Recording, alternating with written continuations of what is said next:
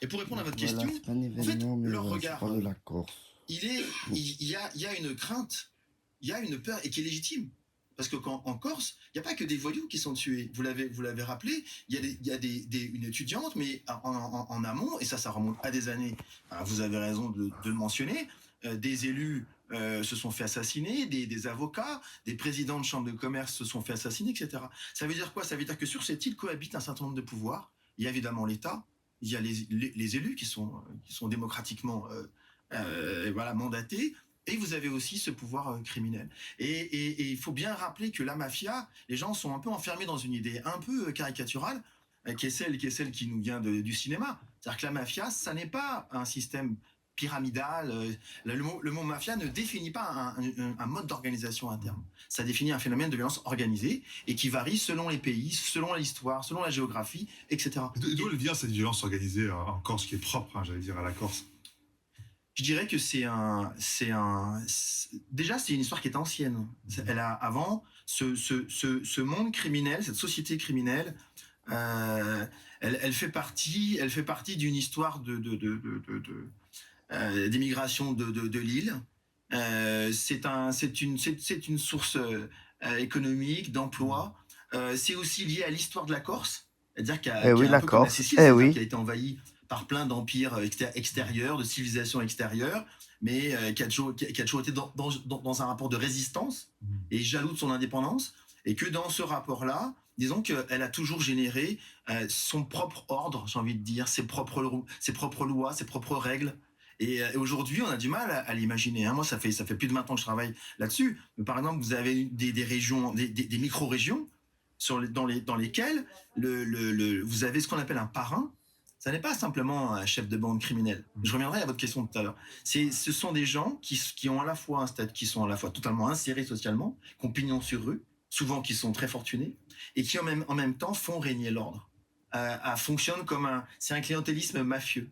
C'est-à-dire que c'est eux qui vont décider qui a telle affaire, qui a telle autre affaire. C'est eux qui vont protéger cette micro-société d'appétit de jeunes bandes, etc. Quant à la vision finalement de la police et de la justice via cette note, en effet, qui recense une vingtaine de bandes, c'est là aussi une vision un peu distanciée, c'est-à-dire que la réalité, et là on vient à la spécificité de la mafia corse, c'est-à-dire que donc ça n'est pas un système pyramidal, c'est la cohabitation de petits systèmes criminels qui à un moment donné vont s'associer, vont se partager le territoire, et à un moment donné, ils vont peut-être entrer aussi en concurrence. Et là, il y aura des affrontements. Oui, c'est l'une des craintes d'ailleurs, c'est que cette escalade-là, avec des tensions de petits groupes, vous l'avez dit, qui travaillent ensemble, mais pas forcément pour longtemps, qui peut donner une situation encore plus explosive. Il y a eu la période des combats nationalistes. Ouais. Aujourd'hui, on parle de combats mafieux. C'est ça qui va pousser des citoyens à manifester aujourd'hui, c'est-à-dire éviter qu'on arrive au drame irréversible. C'est ça, c'est-à-dire que je pense, moi, que ces collectifs anti-mafia, en fait, la manifestation, l'émergence dans la société civile d'une parole anti-mafia en Corse, elle est apparue publiquement en 2019 avec la création des 2 collectifs anti-mafia. Aujourd'hui, donc au début de l'année, la première manifestation avait été organisée justement à l'origine par ces 2 collectifs. Cette fois-ci, d'autres expressions de la société civile, des syndicats, etc., se sont joints à ce mouvement-là. Mais cette parole anti-mafia, elle reste encore minoritaire. Elle est, je pense, une manifestation, c'est comme des anticorps. Là, il y a, en effet, dans la société corse, un sentiment de ras-le-bol face à cette violence-là. Ils savent qu'ils sont aujourd'hui dans un environnement qui est hostile. Et puis ensuite se posera la question aussi de savoir est-ce que ils seront vraiment soutenus par les élus et par l'État. Et ça, c'est une vraie question.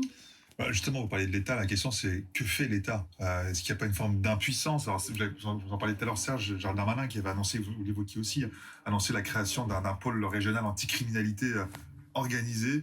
Il avait promis 17 magistrats d'ici 2027. Je crois que 2 sont arrivés sur l'île. On l'a bien vu, hein, notamment avec l'opération Place Net, dès que il y a justement des faits divers ou justement des drames qui défraient la chronique, l'État arrive à mobiliser et à annoncer justement le déploiement de forces de l'ordre. On a l'impression qu'en Corse, c'est beaucoup plus compliqué que ça, en fait.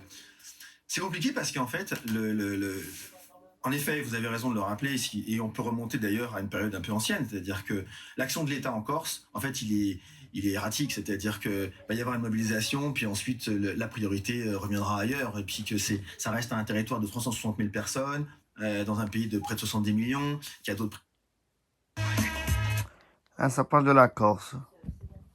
un discours à tenir et des priorités vis-à-vis de son Vous en opinion. pensez quoi Mais de le problème, je pense que ça l'antimafia s'inscrit dans un problème plus en compliqué, Corse? c'est-à-dire que Dites-moi dans les on vit dans un commentaires. pays extrêmement centralisé, jacobin, qui reste avec une idée